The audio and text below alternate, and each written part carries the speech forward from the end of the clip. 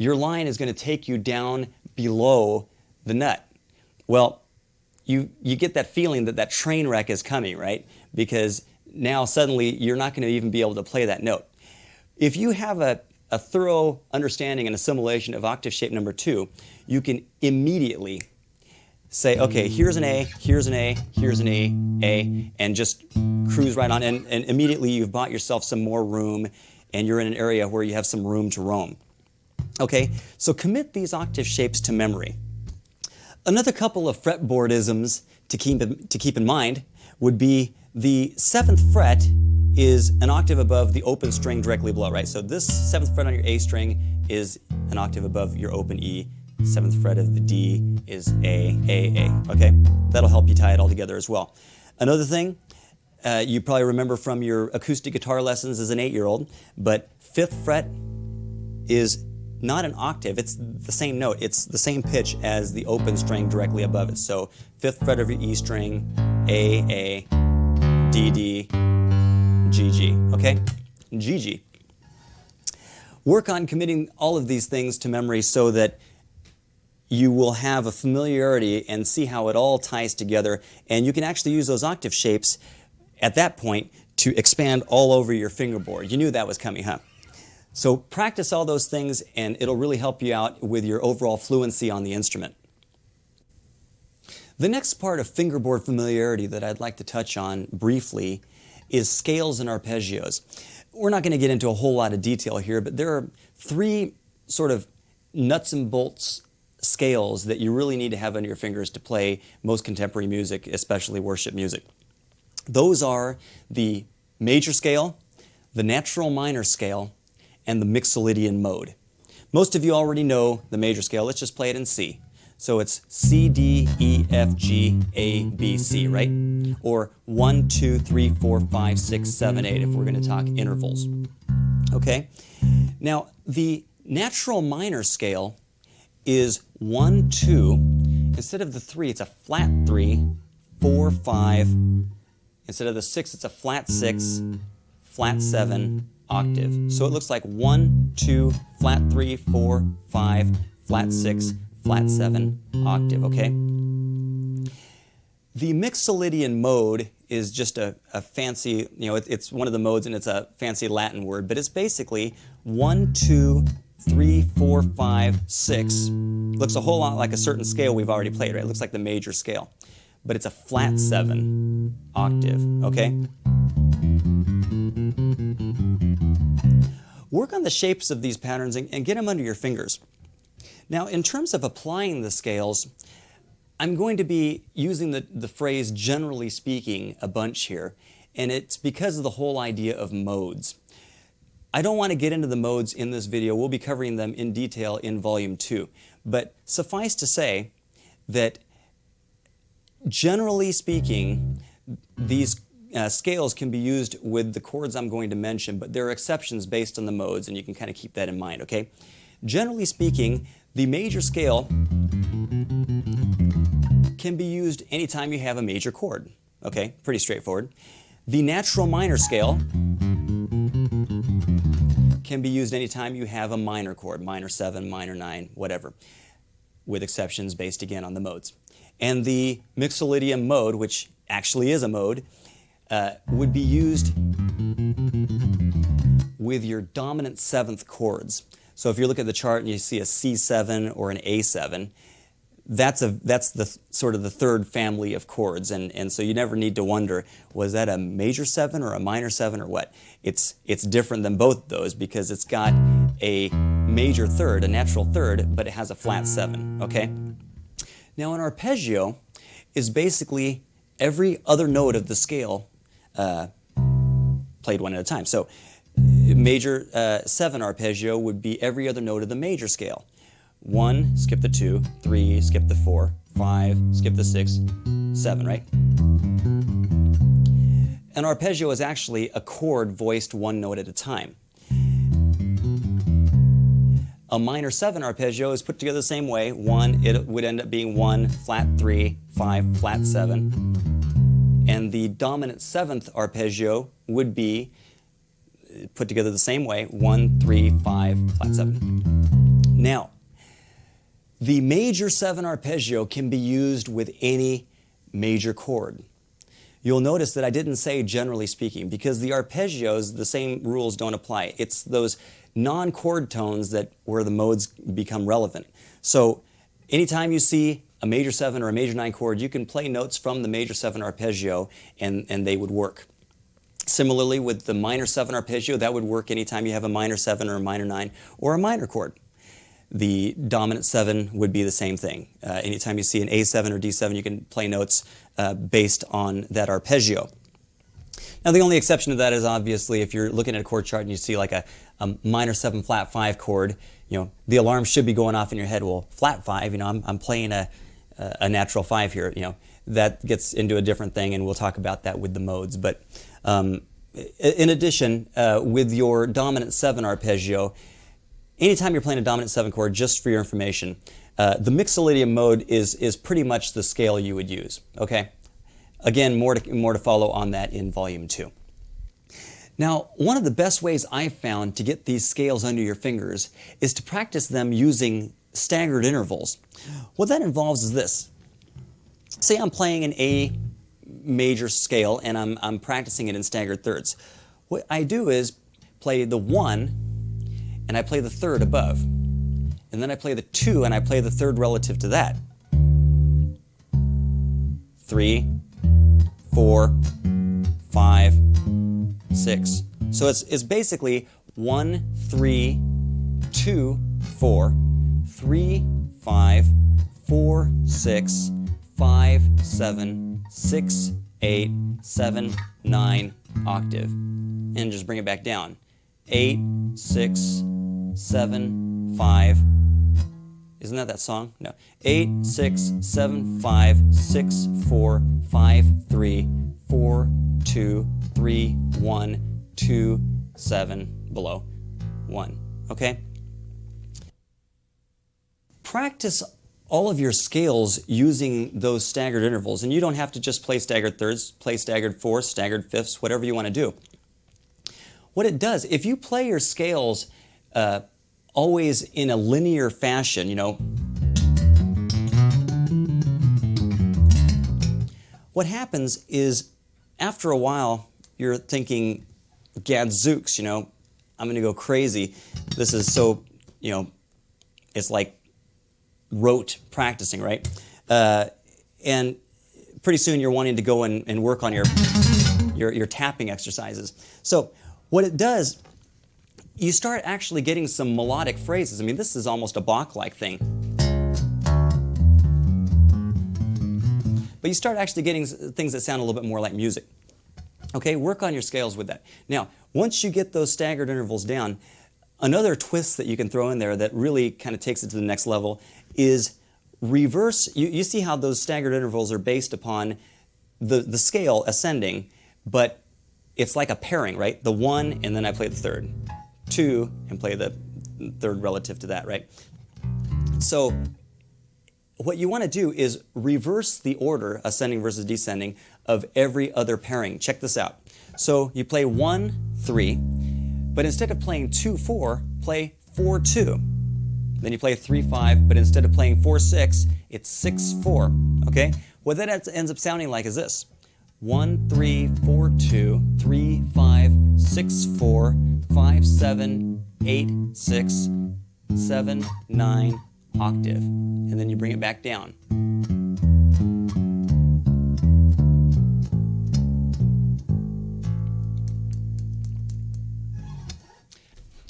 So I really want to encourage you to kind of dive in and try playing your different scales with these staggered intervals. I think you'll be really pleased with the progress you make towards your overall fingerboard familiarity. The bass guitar, I'm sure you already know, is a rhythm section instrument, and its primary function, together with the drum set, is to create a solid foundation for the music in general and the other instruments in particular. In a word, it's to groove. The bass and drums establish the groove, and anytime they're playing, they're primary components to the primary elements to the feel of the song. And as many cool things as there are to do on the bass, harmonically or melodically, the rhythmic aspect of the bass is undeniably the most important.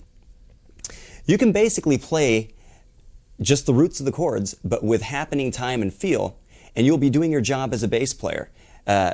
Whereas you can play all sorts of neat melodic things or harmonic things and not play with good time and feel, and you won't be fulfilling your function as a bassist. So what I want to encourage you to do, if you don't already have a passion for the groove, is to develop a passion for the groove, really getting in there and locking with the drum kit and making a rhythmic statement that just has a great feel. It's one of the most fulfilling things you can do as a bassist, for sure.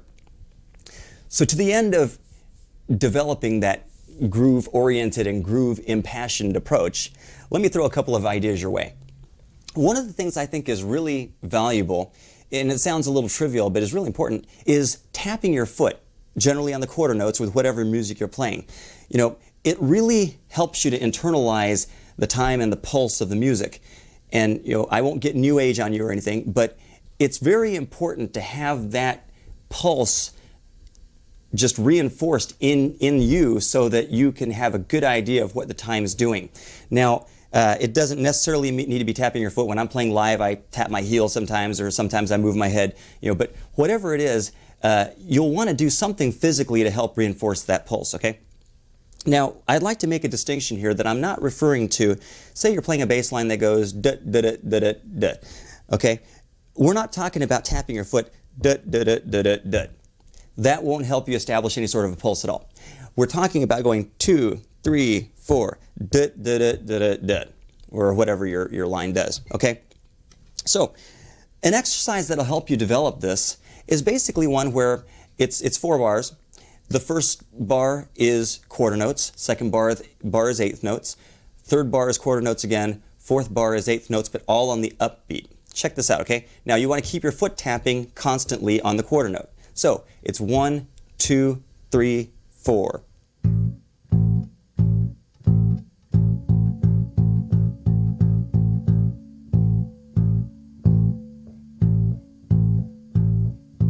And then you just keep going, okay? Work on that so that you can keep your foot tapping constant regardless of whether or not you're playing on the upbeat, downbeat, or whatever, and that'll really help you get on your way. So now it comes down to actually playing a groove. You know, the band leader says hit it, and the drummer starts pounding out a groove, and you know, it's up to you to actually come up with something to play. The first thing I would suggest that you do before you even put your hands on your bass is just to stop and listen. Just check out what the drums are doing. What's the beat placement, you know? What exactly is the kick drum doing? Is the hi-hat doing like an eighth note pattern? Is it more of a 16th feel? Is the snare on 2 and 4? Are there any anticipations? Just find out what's happening groove-wise. Once you get those things together, then you'll have a much better idea of what exactly to play.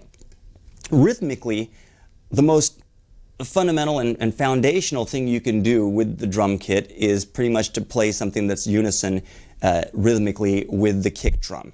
Okay? Let's take a look at a groove for a moment and look at some different things that you can do.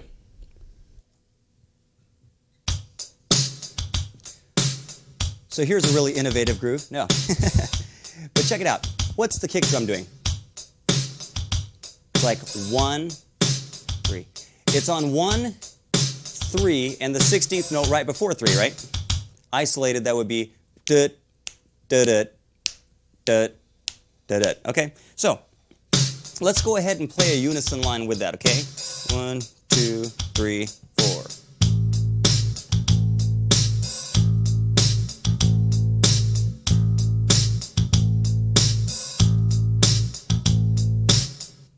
How about if we simplify a little bit and don't play the 16th note right before 3, but just let the kick drum do that and just play 1 and 3. What would that sound like?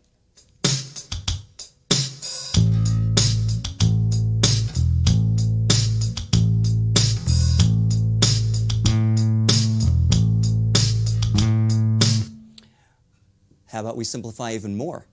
Let's just play whole notes with this. If this is at the intro of a song or you know, during a bridge or something, maybe that would be a different break from doing more of a rhythmic pulse kind of a thing.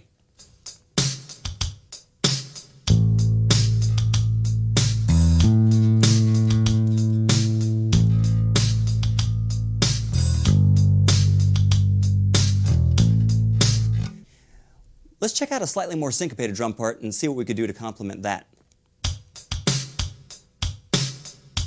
So you listen. How about something like this?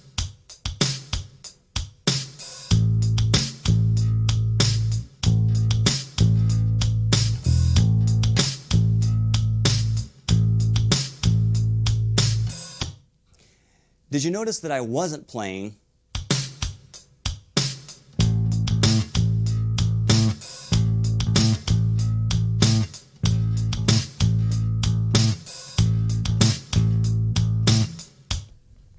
that would have been, in my opinion, kind of choking out the groove and not letting it breathe.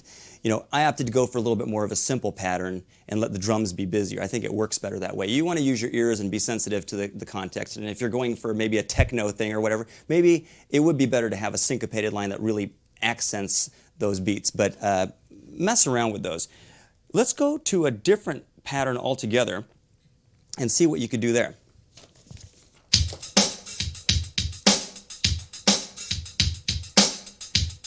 This is one where the snare drum is anticipating beat 2. Check that out.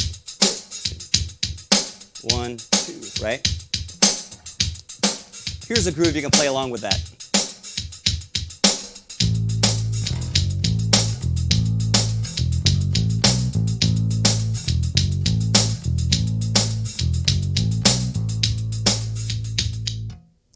Did you hear how the bass line was working sympathetically with the drums, but it didn't have the sound of rigidly, in a machine-like manner, you know, duplicating what the drums were doing.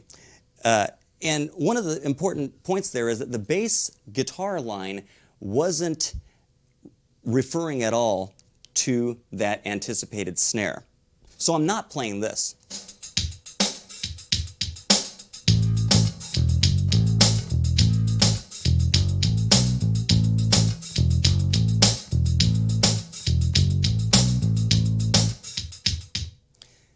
Hear how it sounds almost like the bass line is hiccuping, you know, a hiccup every bar, right? It doesn't have the same flow. So, you know, it's certainly a line that it could be played potentially, depending on what the other instruments are doing. You know, if you have some other instruments, the guitar or the keyboard, that are really anticipating maybe a 16-note pulse that just carries it through, that might work. But I think it's cooler to maybe opt for not necessarily having everybody push those anticipations. Sometimes it lets the thing breathe more. An even simpler groove you can do that I think is nonetheless quite effective with that same groove, same drum groove, would be this.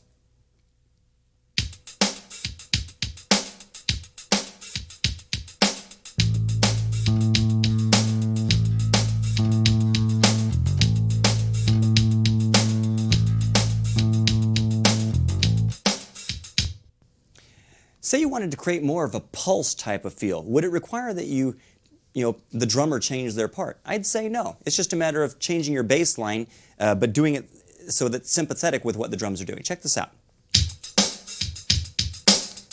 8th note pulse.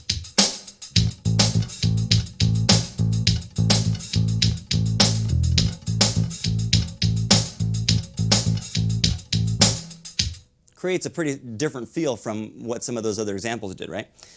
How about something that's a total departure? How about something that is maybe a response to what the kick drum pattern is doing, like an answer? How about this? 1, 2, 3, 4.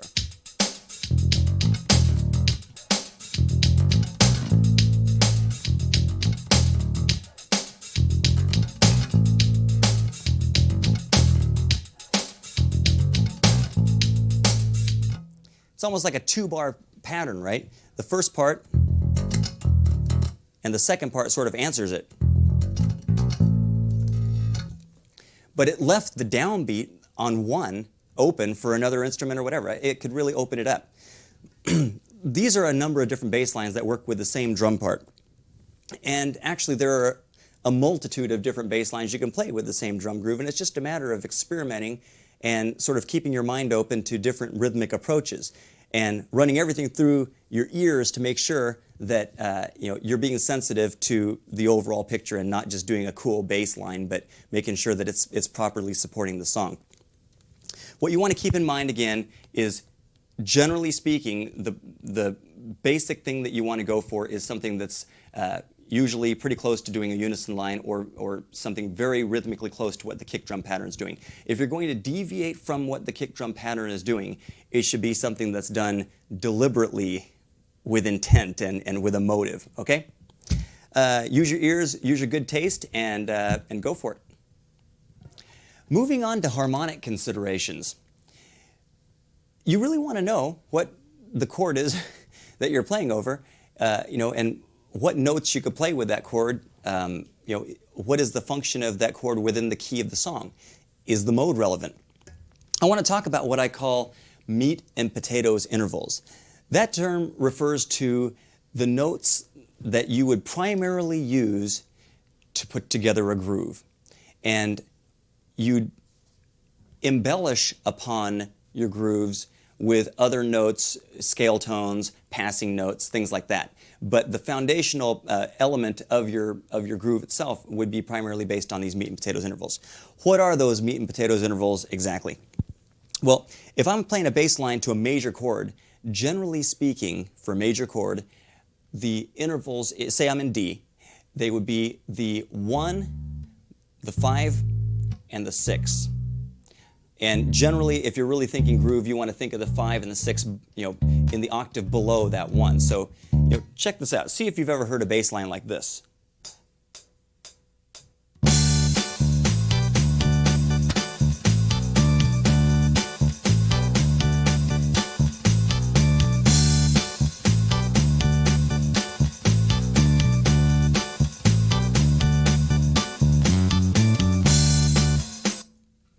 Like half the songs that came out of Detroit in the 60s, right? At least the bass line was. And you hear how at the end of the 4th bar, I played other scale tones. I went up and played the 3 and sort of really implied the major tonality. But the foundational components of the bass line were the 1, the 5, and the 6 below. That doesn't necessarily mean that every time you put together a bass line, you need to keep thinking, equal parts 1, 5, and 6, right? It may actually be taking it too much into a Motown type of vibe if everything is, or whatever. So, how about a different take on that using the same meat and potatoes intervals?